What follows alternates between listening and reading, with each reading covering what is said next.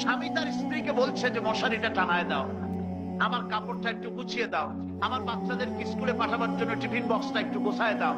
স্ত্রী যদি বলে আমি তো বিবাহের সময় মৌন সম্মতি দিয়েছিলাম তোমার সাথে বিয়ে হওয়া, কিন্তু তোমার বাচ্চাদের পেশাব পায়খানা সাফ করা লাগবে, তোমার জামা কাপড় ইস্ত্রি করে দিতে হবে, প্রত্যেক রাত্রে তোমার জন্য মশারি টানাই দিতে হবে, এই সব শর্ত তো আমি মানি জানি, এগুলি শুনিও নাই, ওগুলি মানিও না।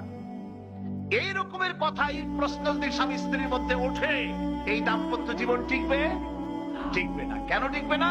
যেহেতু যখন স্ত্রী ওই ছেলেটির সঙ্গে বিবাহের ব্যাপারে সম্মতি দিয়েছে, আর পর যখন কাবিলতু বলেছে, গ্রহণ করলাম, কবুল করলাম, তখন উভয়ের সুখ দুঃখ শান্তি, তার জামা কাপড়, অসুখ বিসুখ, পুষ্টি সুদ্ধা, মৃত্যু পর্যন্ত দায় দায়িত্ব উভয়ের প্রতি উভয়ের এসে গেল।